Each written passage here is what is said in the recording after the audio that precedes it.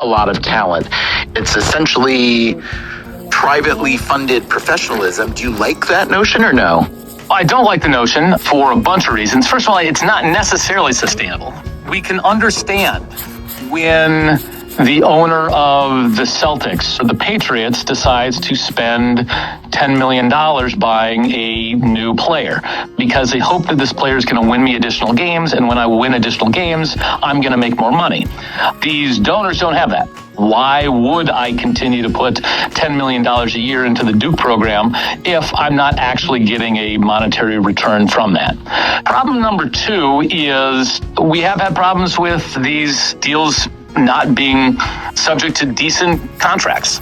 I'm pretty sure that when I sign a contract with Ohio State or the College of the Holy Cross, that these are real institutions with a human resources department, and if they say they're going to pay me, they're going to pay me. Holy Cross, for example, had a student move to every other business. And that is because of a more recent legal victory called the House Settlement, brought by an Arizona State University swimmer named Grant House. This one didn't go all the way to the Supreme Court, like Alston did. It was settled in a district court in Northern California. It requires NCAA at Alabama earning $1 million a year when the athletes were getting nothing out of the revenues that they were generating. The head coach at Alabama made more than $11 million. Even the strength and conditioning coach was making more than the president of Alabama University. This system was wrong, it was unfair, and we thought it was unlawful. Another big change is the liberalization of what's called the transfer portal. So if I'm a college football or basketball player, I could play if their athletes have the right to go from team to team. And what do we learn in professional sports? Quite the opposite. Fans love free agency. They love to root for their teams to acquire better players. What the transfer portal does is it actually lets their athletes, I assume that there's going to be less money for lesser sports. The women's golf team and the men's wrestling and the squash and so on. What's going to happen there? I don't think that's going to happen for a variety of reasons. First of all, where I expect the reallocation is going to be from those athletic directors, those weight coaches, the other people who have been getting the money. It's not like they were giving that extra money to the women's golf team. It was going to others who were exploiting the system, or it went to build gold-plated locker rooms. The reality is these other sports don't cost very much.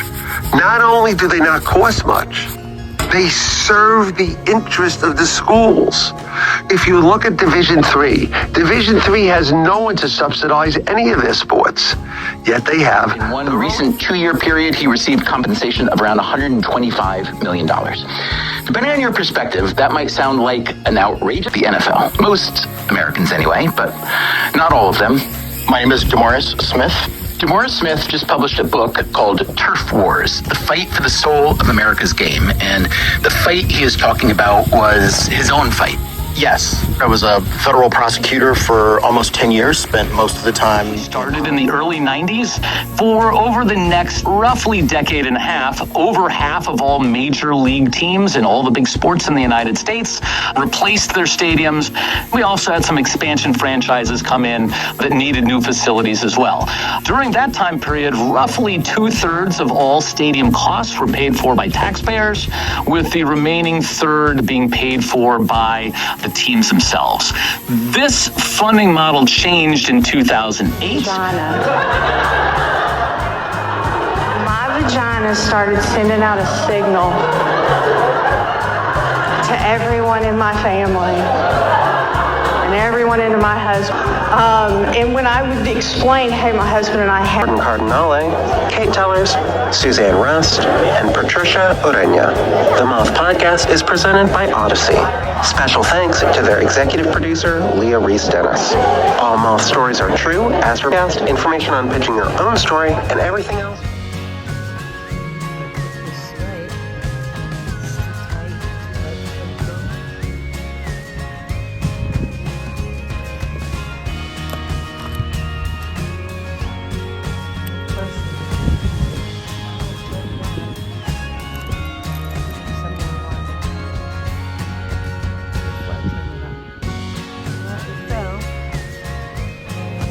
Got this clocked up. Here's the leak.